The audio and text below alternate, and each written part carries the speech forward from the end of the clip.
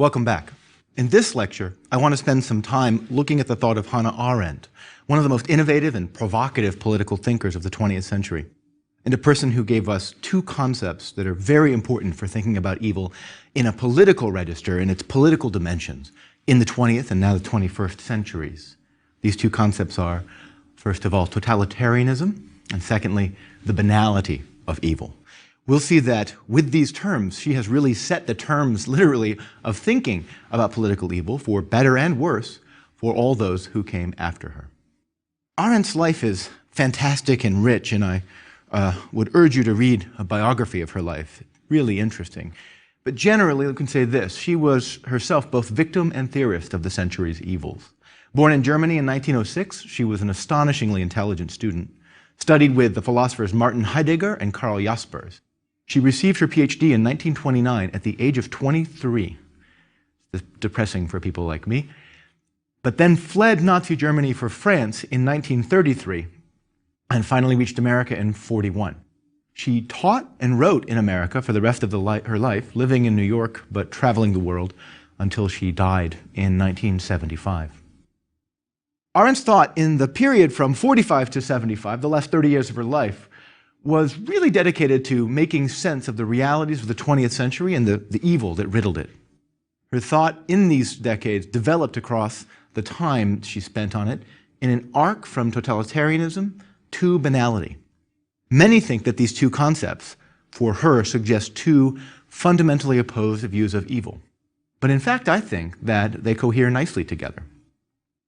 The great and dangerous innovation of evil in the 20th century, on the reading of Arendt's work that I want to propose, is the capacity of states to make people who would never normally be capable of direct and massive cruelty to another person become actors who play quite significant roles in vast schemes of human annihilation.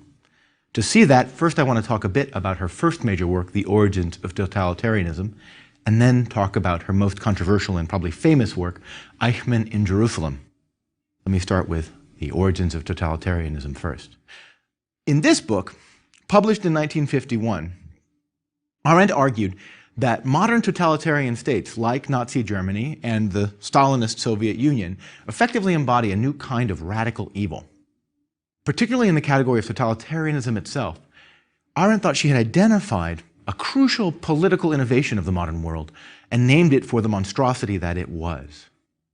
The totalitarian state is aptly named by her because it demands the totality of all that is within its boundaries, the products of its citizens, the culture of its people, the very bodies and souls of its citizens, its own history.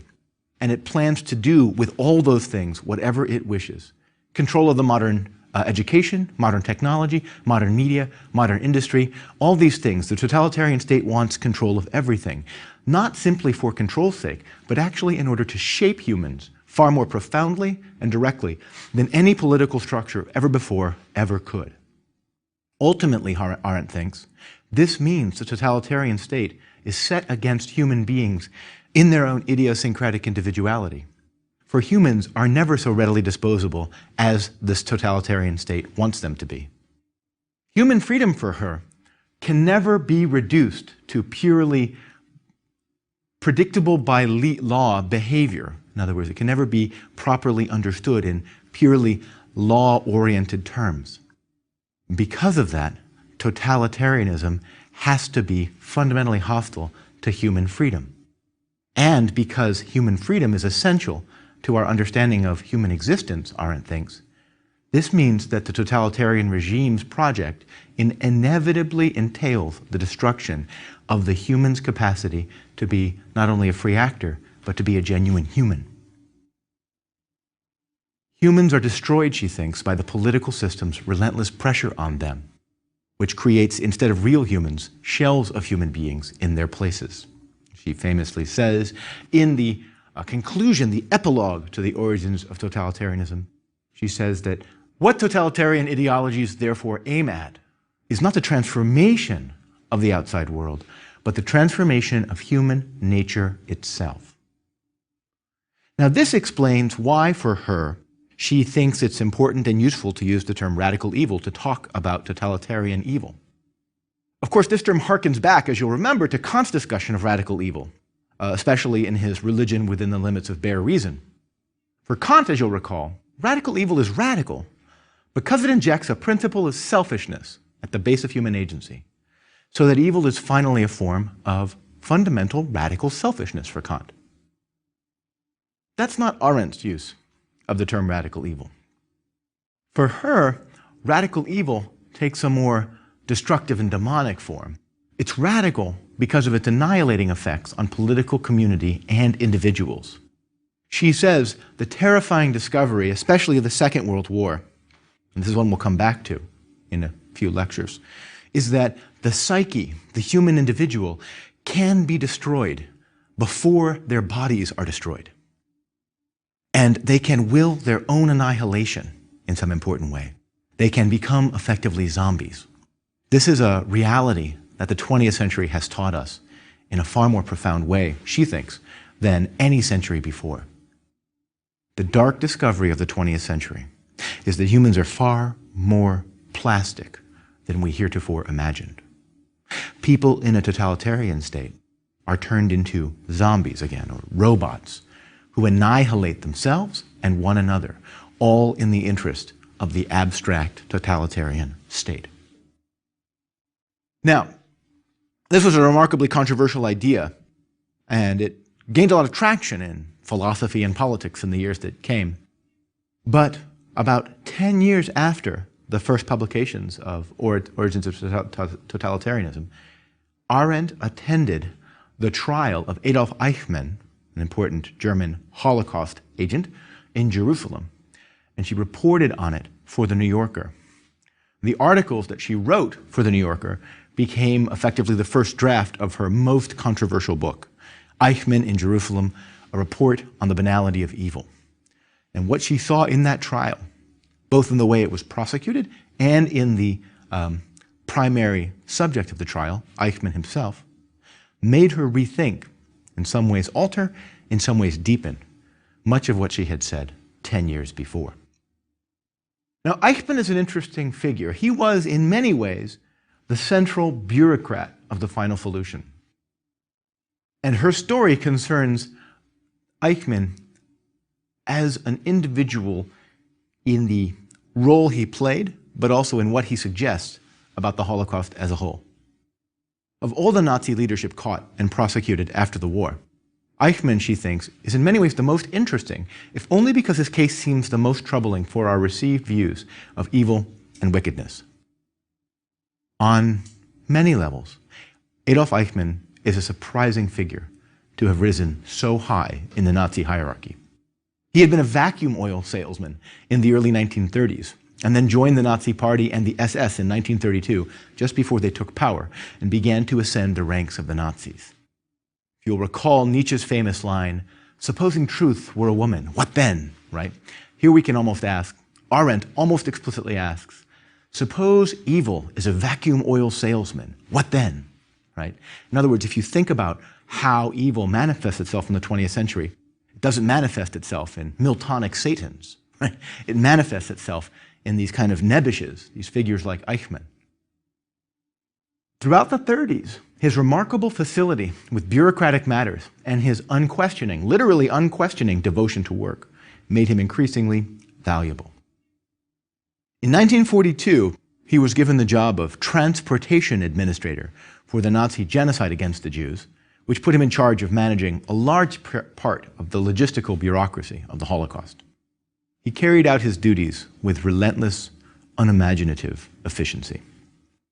And his criminality as the central bureaucrat of the final solution would certainly be enough on its own to convict him of crimes against humanity.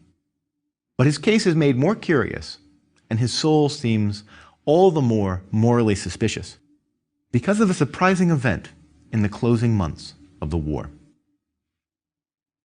As it became clear that the war would be lost for the Nazis, Heinrich Himmler, Eichmann's superior and overall head of the SS, decided to stop shipping prisoners to the death camps. He ordered Eichmann to stop sending the trains there and keep the prisoners kind of as a bargaining chip for what Himmler hoped would be some kind of negotiated settlement with the Allies.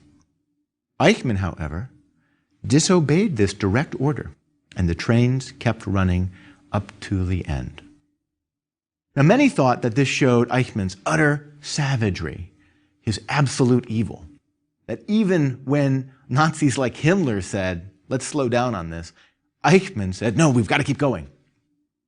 And there's a lot of power to that idea, right? It makes sense that if Himmler says don't kill Jews and you keep killing Jews, I mean, there must be something really demonic about you, right? Arendt doesn't think so. Arendt says, where once she had described totalitarian evil as radical, now in the character of Adolf Eichmann, she sees evil as banal.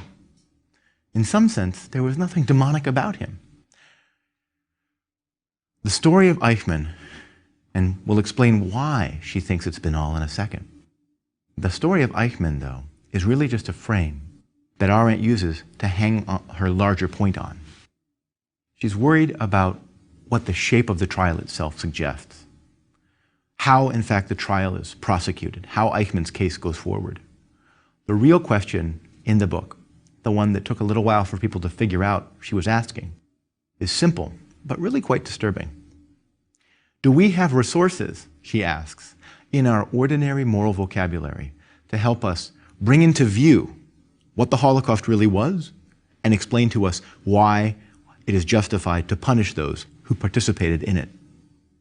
And she argues that no, in fact, importantly, we don't have quite all that we need, or rather, that we need to attend to the particularities of this experience in order better to be able to understand it, better to be able to judge those who did it, and this is very important for her, better to be able to respond to similar situations should they happen again. Arendt, that is, challenges the moral and legal concepts that organize the war crimes trials, and she argues that they need to be rethought. To judge the Holocaust on the old moral concepts of individual responsibility, personal integrity, individual intent, she thinks using these categories is cowardly and dangerous, and it avoids the really fundamental philosophical challenges that the Holocaust, the Shoah, presents to people today.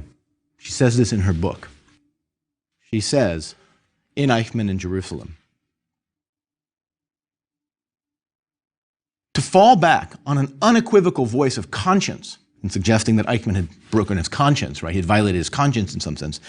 She says, not only begs the question, it signifies, this is really interesting, it signifies a deliberate refusal to take notice of the central moral, legal, and political phenomena of our century.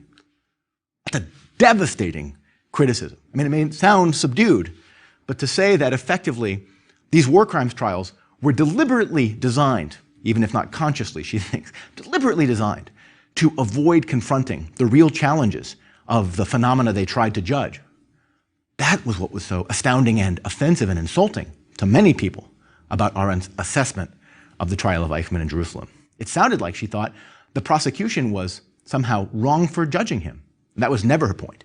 Her point, though, was that the prosecution's, the terms they used, the narrative they constructed of Eichmann, that narrative was flawed and allowed us to deflect our attention from what Eichmann really represented. Now, there are two dimensions of these phenomena that Arendt wants us particularly to rethink. First, our understanding of how individual moral awareness can be warped by a society-wide moral change. And second, how that warping is itself possible only because of a certain superficiality to most people's moral character. So let me talk first about the question of the individual character's relationship to the larger social order. And this brings us back to Eichmann's decision to disobey Himmler's orders to stop shipping Jews to the camps. Why did he do it? The obvious answer is in front of our faces, right?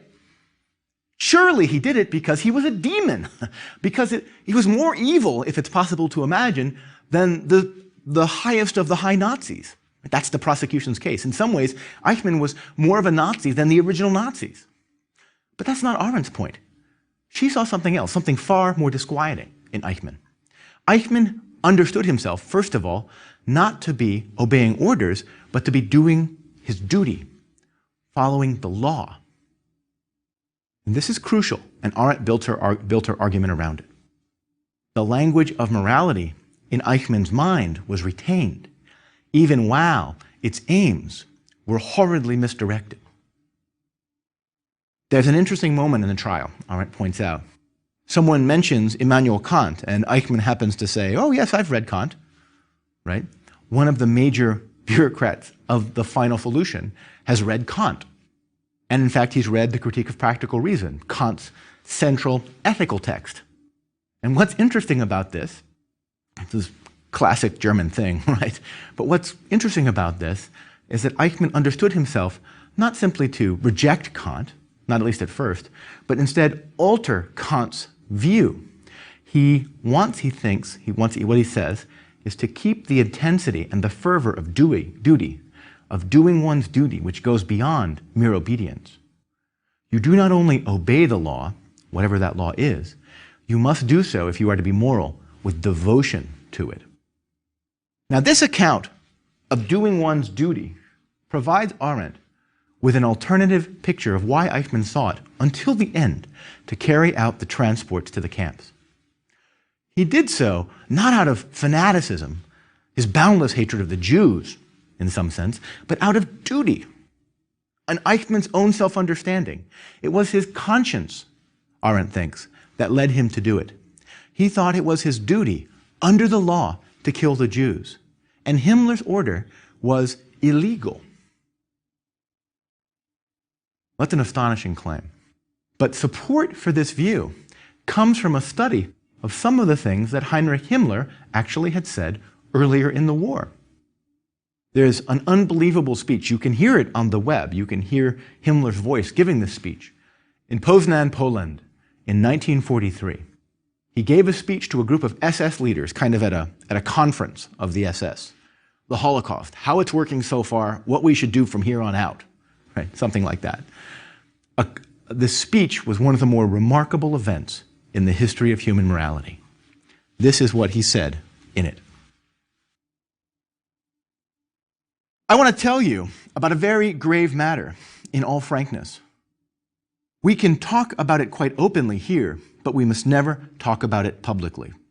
For all people who are Holocaust deniers, this speech is a devastating sign that, in fact, they're living in a fantasy world. Because Himmler says here, this is all, something we can talk about here in secret, but we never want to admit it publicly. I mean the evacuation of the Jews, the extermination of the Jewish people. Now think about this sentence. Most of you will know what it means to see 100 corpses piled up, or 500, or 1,000. Imagine someone saying that. You know what this means. You know what it looks like. And then this is the abyssal sentence in some ways. To have gone through this, to have suffered this, he's saying to the SS officers, who did it, who didn't suffer it, who did it, to have gone through this, and except for instances of human weakness, to have remained decent, that has made us tough. This is an unwritten, never to be written, glorious page of our history. Think about that little excerpt there. What an unbelievable thing to say aloud, to form in your mind. There's many things to say about it. I won't have time for all of them, but one thing that's really interesting is that Himmler was right about one thing. There was enormous physical violence done to the people who perpetrated these crimes. Their own bodies, in a way, revolted against them. Many of the SS officers, the death camp guards, many of these people suffered from ulcers, alcoholism, stress, and other bodily deformations. Their very bodies revolted against the crimes that they committed. None of that is supposed to generate any sympathy for the Nazis, but it's a sign of the monstrosity of their deeds, that their very bodies rebelled against what they were doing. Arendt then is not arguing that the Nazis were morally well-formed agents. When Eichmann says he's doing his duty, she has to believe him in some sense, but she's not saying she admires that or respects it or that he understands his duty properly. What she is saying is that the Nazis in general, there were some sadist, some savage people, maybe a number of them, but they experienced their annihilationist practices as stemming from a command that seemed to them relevantly moral. And this is Arendt's crucial point. Arendt's point is that a society can experience not just a kind of moral collapse, but a kind of moral inversion, where the form of morality, the language of duty, honor, conscience, right and wrong, is retained, even as the content, the actual meaning of those terms, is utterly inverted. We don't recognize this because we assume people do know somewhere deep down inside that they're bad, that they have a conscience that always tells them unerringly when they're right or when they're wrong. Perhaps Arendt says that's a mistake. Perhaps when a moral transformation is broad enough and deep enough in a society, think about what a totalitarian state does to an entire nation, it is enormously difficult to resist this. Not impossible for everybody, but difficult, so that almost everybody surrenders. As Arendt says, normally, conscience motivates us to disobey orders only when they go against the law's normality. Normally, in our moral experience of the world, by and large, morality and the law at least overlap significantly. There may be some tensions, but normally, by and large, what the culture as a whole says is right and wrong maps on pretty safely to what we think is right and wrong. But in a criminal regime, she says, this, the black flag of conscience warning us that something is illegal, flies as manifestly above what normally is a lawful order. For instance, not to kill innocent people just because they happen to be Jews, as that black flag flies above a criminal order under normal circumstances. I'm paraphrasing Arendt there. In other words, she says, in a criminal regime, the experience of when we are violating our conscience seems to map onto those situations that the law says are immoral, even where the law itself is immoral. That is, those situations that the law lies to us about their immorality. In a criminal regime, the conscience tells us that morality itself is immoral. Eichmann's experience, then, shows us what can happen when conscience exists within a framework of deep evil. We get not moral anarchy, but moral inversion. And again, this is a passage from Eichmann in Jerusalem, one of the most devastating of passages, and her summary of what actually happened to morality in the Third Reich. Just as the law in civilized countries assumes that the voice of conscience tells everybody, "Thou shalt not kill," even though man's natural desires and inclinations may at times be murderous, so the law of Hitler's land demanded that the voice of conscience tell everybody, "Thou shalt kill," although the organizers of the massacres knew full well that murder is against the normal desires and inclinations of most people. This is the important sentence. Evil in the Third Reich had lost the quality by which most people recognize it, the quality of temptation. Just think about that one sentence for a second. What she's saying is that in the Third Reich, evil no longer appeared to people as a temptation. It appeared to people as an order, an obligation, incumbent upon them from the law. She goes on. In fact, she suggests, temptation applied to goodness instead. It flipped its place in our moral experience of the world. The law told us to kill, so we began to experience the desire not to kill as a temptation. And temptations, we know, morally, should always be resisted. So she goes on. Many Germans and many Nazis, probably an overwhelming majority of them, must have been tempted not to murder, not to rob, not to let their neighbors go off to their doom, and not to become accomplices in all these crimes by benefiting from them. But God knows they had learned how to resist temptation. Now, in this context, Eichmann felt that the weight of morality, of respectable opinion, was all on the side of the Führer's law, not Himmler's order. Therefore, Eichmann felt that Himmler's order was a temptation, Arendt is proposing, something he should not obey, not because he enjoyed killing Jews, but because he felt that he should always obey the law. Now, none of this is meant to exonerate or excuse anyone in Germany, least of all Eichmann. For after all, others in Germany in these years, even some on the front lines of the Holocaust, did know it was a tremendous evil and did try to fight it. But most didn't have that curious mix of strength of character and sheer dumb luck that enabled them to avoid it. Most of the people who participated in the Holocaust, though, were not devils. To call them devils, for Arendt, is both offering them an odd sort of compliment and providing us with a subtle form of consolation. It compliments them because it suggests qualities of demonic magnificence that their actions do not evidence any character behind them of being.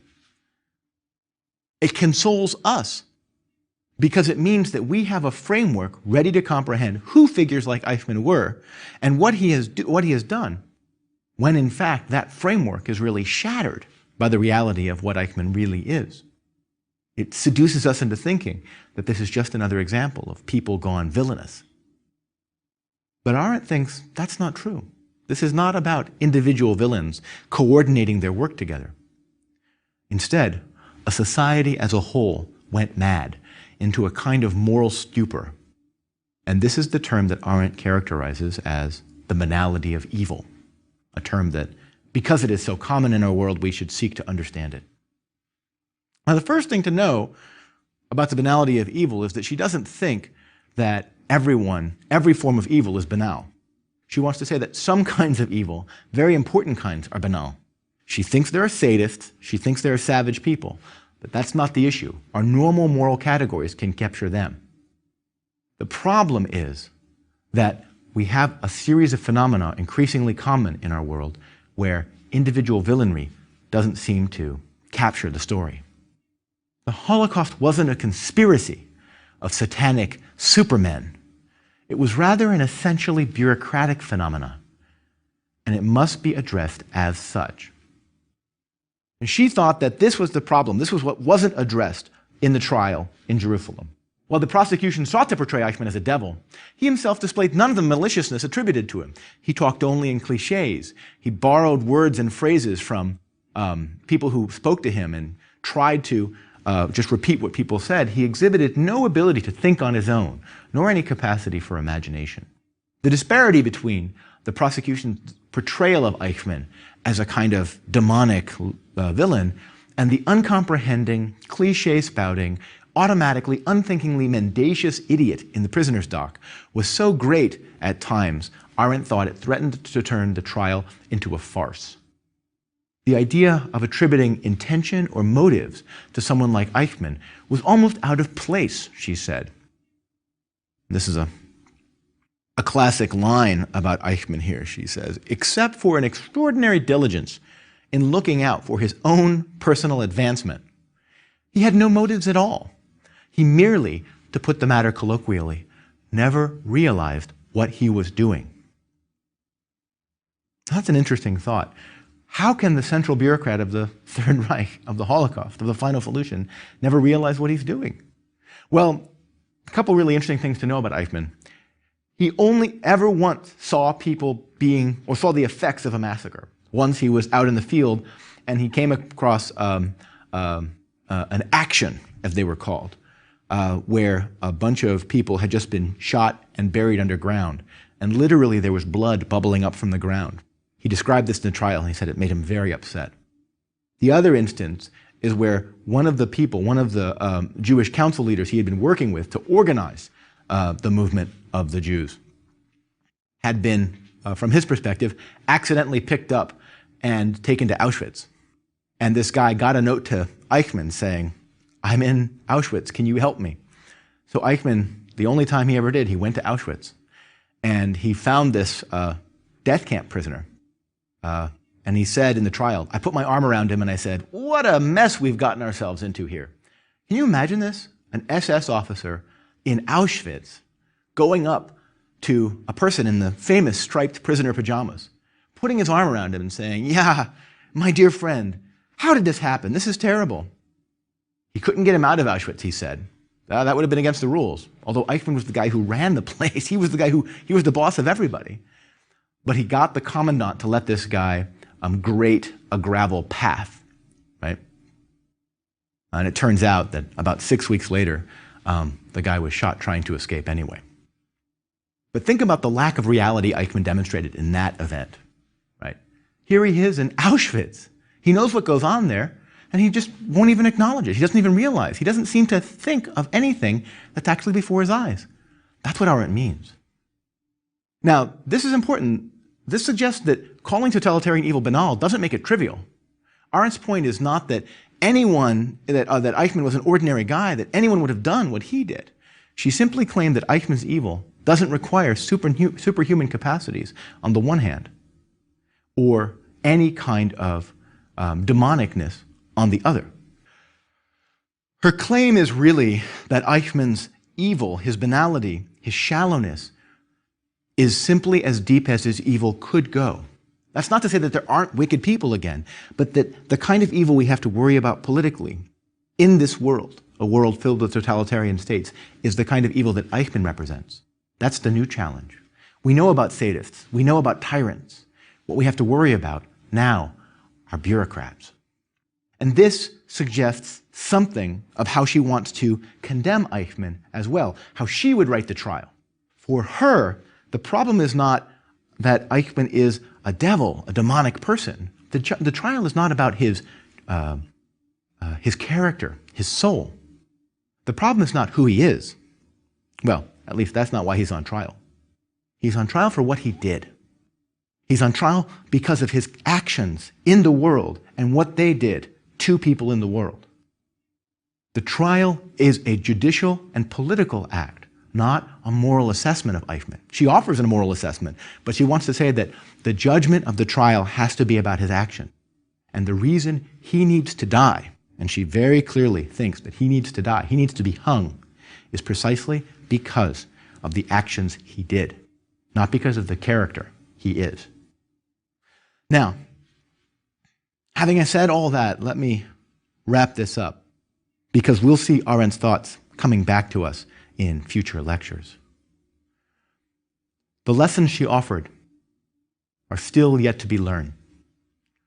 Many observers at the Yugoslavia war crimes trials in The Hague, trials of people implicated in the atrocities in the Balkans of all sides, many observers in the post-genocide Rwanda trials in Rwanda, noted the incongruity of the prisoners' pre-war lives with their deeds. And many of the prosecution cases rely on trying to construct a prehistory of such people's sadism or cruelty. But often no such prehistory exists. The problem is, if we want to say that the reason that we can judge people as evil is because they are, in some sense, in their inner lives evil, we're going to misunderstand the character of modern political evil. Now, Arendt's study was a study done in a way from outside the experience of totalitarianism, but it's matched in certain ways by lessons from the inside as well. Though here the work is presented by and large not as direct theoretical reflection, but instead as a series of literary reflections on the experiences of those who have suffered under totalitarian states. And we'll see what to say about those things in the next lecture.